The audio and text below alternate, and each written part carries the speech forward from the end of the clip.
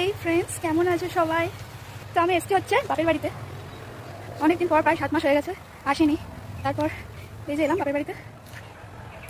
এই যে আমাদের বাড়ি, আর এই যে উঠোন, এই যে সামনে বারান্দা, গাছপালা উঠোনের চারদিকে, মাঝখানটা উঠোন আর চারদিকে হচ্ছে গাছপালা। জবা ফুল গাছ আছে, অনেক রকম ফুল গাছ আছে, বেল ফুল আছে,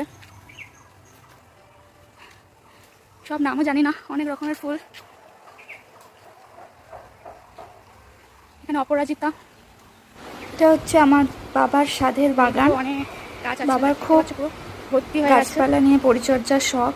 সারাদিনই প্রায় আগে উঠোনেই পড়ে থাকতো যতক্ষণ সময় বাড়িতে থাকতো। এখন আর অতটা পারে না।